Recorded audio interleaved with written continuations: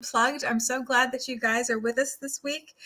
This week we have author Bianca Blythe with us from Hawaii. So she's going to tell us about it so we can all live vicariously through her and maybe get to hear the rooster in the background if it goes again.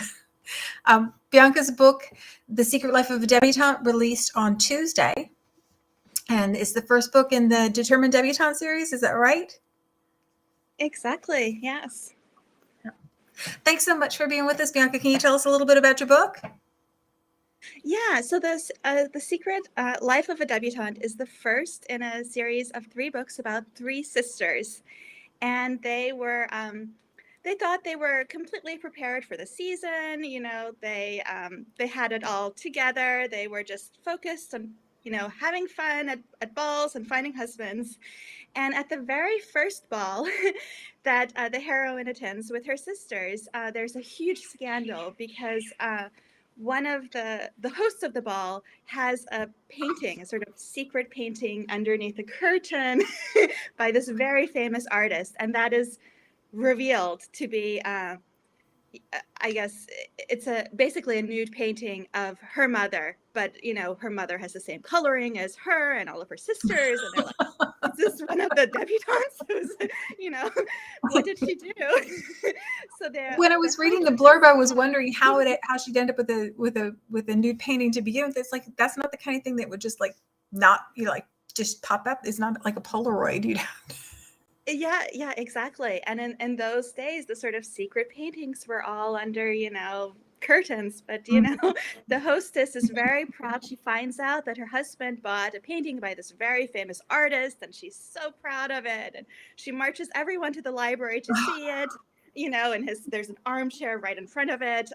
So yeah, she's not very happy about the whole situation. And they are just thrown out of the ball and out of society and in front of everyone in a very public manner, which is sad. And the heroine, she just wants things to go back to normal. Mm-hmm. Yeah. So she's put the painting back in the bag, as it were. Exactly. Yeah. And so her concern is there might be other paintings. So, yeah. So does her mother not? I mean, again, not Polaroids, not Xeroxes. It would seem like if you sat for a painting in the nude, you kind of know you did that. Yeah, she's a bit naughty, the mother. She's a widow, and you always read about these scandalous widows, and their mother is actually a scandalous widow. Oh, that sounds like so much fun. I love the cover for your book. When it first came across my desk, I was so excited because there's something about the heroine on the cover. She just looks so cheeky, like she's just she looks fun and like she'd be interesting to spend time with. And the colors are really good too. I really love that cover. Yeah. So tell us about the hero. He's her brother's friend. Yeah, her older brother who has been watching over the girls after their father died, and the mother, he's the I guess their half brother. So the mother was the sort of new wife that he didn't really approve of. So once his father dies, he's like, okay, I have to take control of the situation. I have to raise these women well. And so he makes sure that they don't have too much interaction with their mother as well. And his very best friend in the world, Cornelius, is a Viscount, and he's always known that, you don't do anything with, your best friend's siblings. He's off limits. That's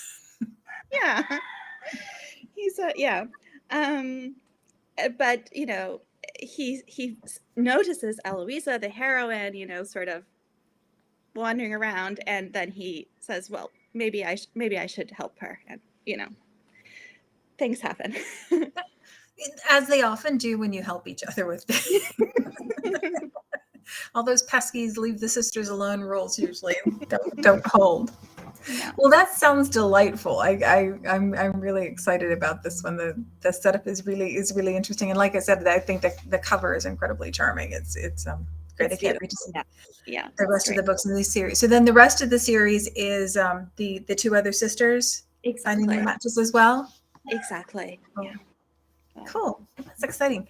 So you are You are such a good sport to do this for us and to be with us today. I really appreciate it.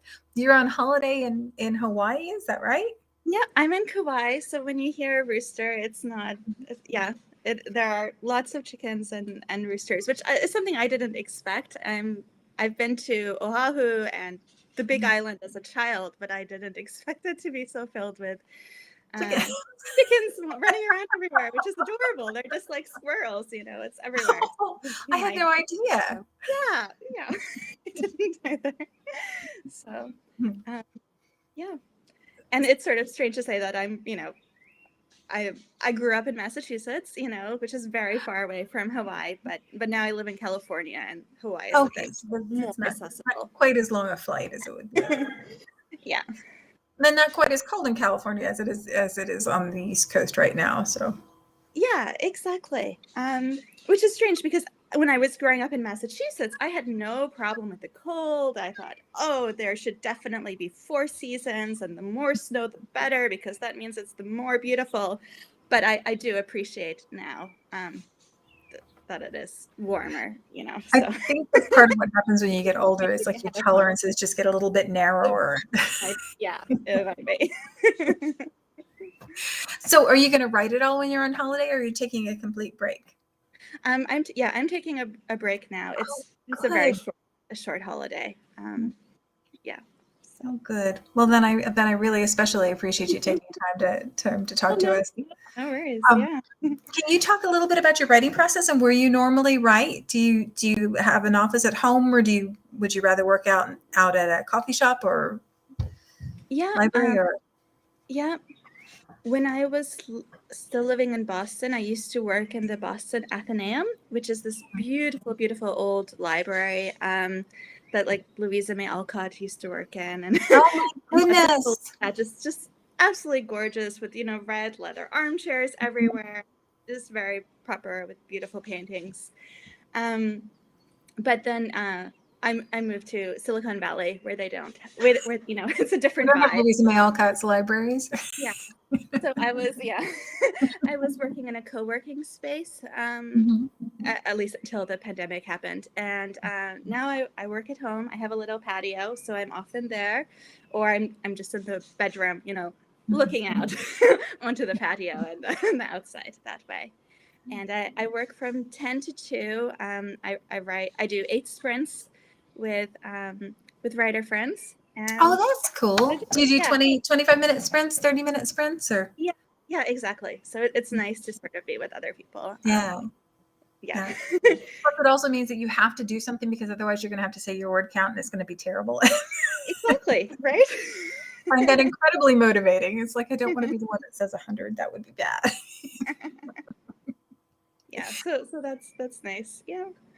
So Emily Murdoch was on with us a couple of weeks ago, and she was talking about her plotting process, and she plots everything, like Mhm. down to 1,000 word synopsises for each scene. Are you a plotter, or do you write by the seat of your pants? Yeah, I listened to that episode and I was very impressed with her It's so very crazy, right? well plotting. Yeah, I might plot out the beats and everything, but I Mm. haven't done anything so extensive yet. Maybe I'm a bit inspired by her process, but I found it inspiring too, the idea that you would know where you were going instead of bumping into walls over and over again. yeah, yeah. Um, I think I think when you start out, you're more of a discovery writer Mhm. naturally, and as it goes on, you become a bit more structured. Yeah, But yeah, I still feel that every book is a bit different. It requires different things. Yeah. that So. makes sense. Colleen Anne CDH Amarant always talks about her characters dragging her to places she doesn't necessarily want to go. Mhm. Or talking to her. And so I'm always really curious as to whether somebody knows when they sit down to write, like whether you have points that you know throughout the book, or whether you know where it's going to end, or if it's really discovery for you the whole way through. I'm more on the discovery end, but I yeah, I mean not a true discovery writer anymore. There's the rooster. Yeah. I guess it is morning where you are, so he's not too far off, No, yeah. Not gone, but not too far off. So, do you have any other series planned after the debutantes? I'm sorry, I don't know offhand when the next two of those release. Yeah. I think the dates haven't been set up for those, but Okay. they're in, so they're Upcoming. definitely coming. Upcoming. So yeah,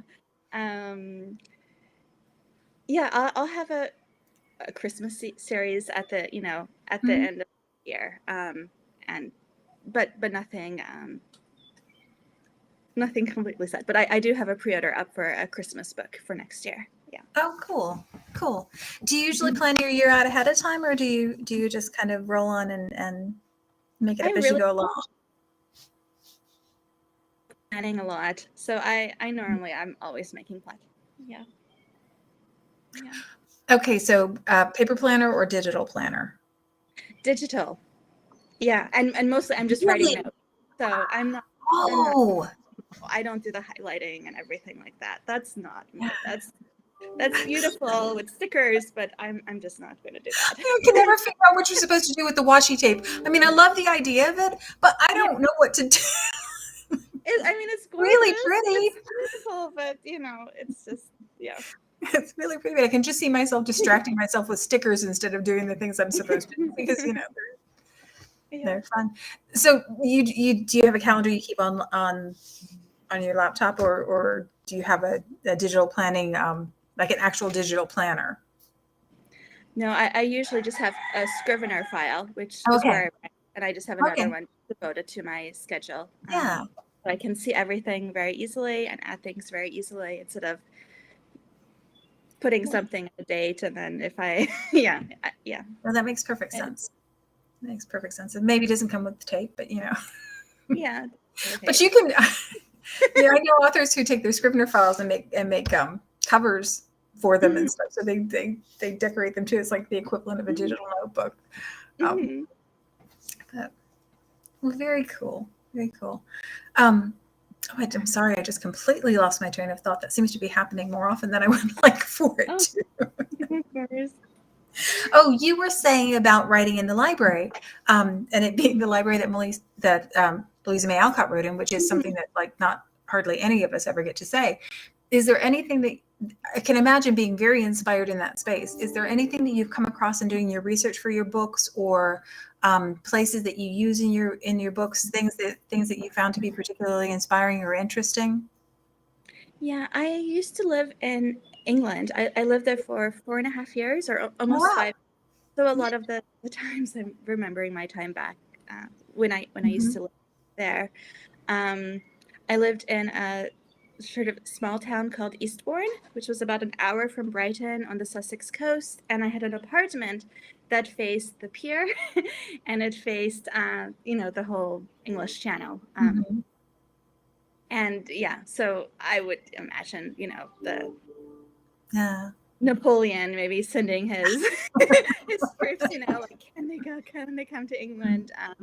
And when I drove to work, which was in a beautiful, beautiful castle, so it was the whole English manor house experience. I would drive past, you know, Napoleonic fortifications. Mhm. So that was sort of fun and got me sort of thinking about the Regency. Yeah, you're Um, living amongst history then. yeah, We're so much exactly. younger here. So, Yeah. So yeah, so I just really love that. And I was an art history major in oh my college. goodness.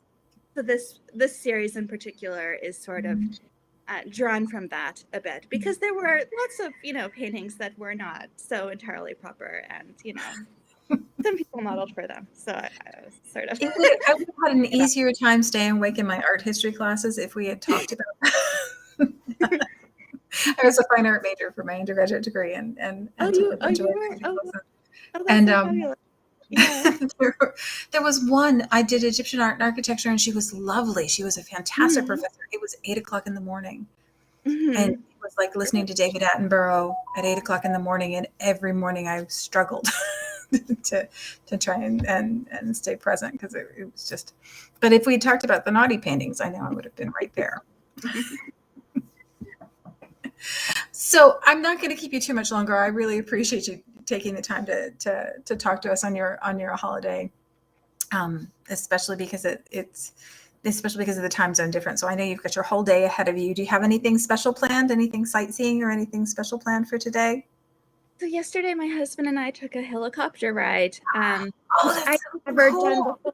So that was really exciting. So I Uh-huh. think now we'll just be driving around and looking at the bays and things. So be a bit quiet, more quieter than Yeah. that. But Yeah. yeah. Um, Well, it's still quiet in Hawaii, so that will be wonderful, I'm sure. Helicopter ride sounds like something out of a different kind of novel. So. right. Yeah. Bianca, thank you so much for taking the time to talk to us. I really do appreciate it. For the rest of you who are joining us, I'll put the link to The Secret Life of a Debutante. You can see how adorable the cover is. It really is one of my favorites. And the setup for the book is charming as well. So I'll pop the link in the chat and you'll be able to find it if you haven't found it already. Thank you so much again, and we'll talk to everybody next week. Same time. Thanks. Bye bye. Bye.